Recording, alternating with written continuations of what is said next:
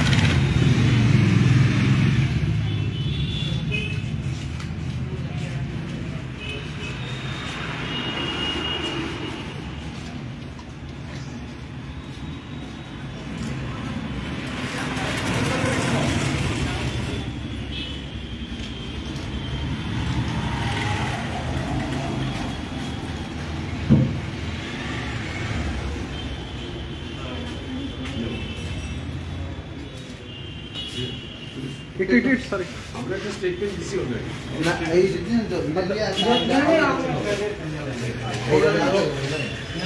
এটা আলাদা বলি না এটা পিছনে থাকবে ওষুধ শুরু কর ফোন। আজ আমাদের পার্টির পলিট ব্যুরোর প্রাক্তন সদস্য এবং শুধু আমাদের পার্টির নন, গোটা দেশের যে গণতান্ত্রিক আন্দোলনের অন্যতম পুরোধা পশ্চিমবাংলার প্রাক্তন মুখ্যমন্ত্রী, একজন বিশিষ্ট কবি এবং সাহিত্যিক, তিনি বুদ্ধদেব ভট্টাচার্য কলকাতায় নিজ বাসভবনে সকাল ৮টার সময় প্রয়াত হয়েছেন। আমরা আমাদের পার্টির রাজ্য কমিটির তরফ থেকে তার প্রতি শ্রদ্ধা জ্ঞাপন করছি।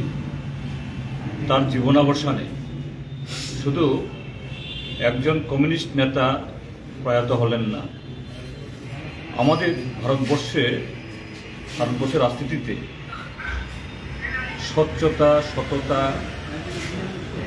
এটা যখন পুরোপুরি হারিয়ে যাচ্ছে, দেশ ক্রমশ যে রাজনৈতিক কায়েমি স্বার্থ এটা গ্রাস করছে, সেই সময়েতে কমরেড বুদ্ধদেব ভট্টাচার্যের প্রয়াণ, যদিও শারীরিকভাবে তিনি দীর্ঘদিন পার্টির কোনো কর্মসূচিতে অংশগ্রহণ করতে পারছিলেন না, কিন্তু তারপরও তিনি বেঁচে আছেন। মাঝে মধ্যে পার্টিকে যখন পরামর্শ দেওয়ার প্রয়োজন হয় আমরা যেতাম, আমাদের পার্টি যেতেন। তো সেদিক থেকে আমাদের একটা বিরাট মনোবল থাকতো, বুদ্ধদাও আমাদের সাথে আছে, তো সেদিক থেকে একটা বিরাট শূন্যতা সৃষ্টি হলো। তো আমরা ভারতের কমিউনিস্ট পার্টি মার্কসবাদী তাকে আমরা শ্রদ্ধার সাথে স্মরণ করব।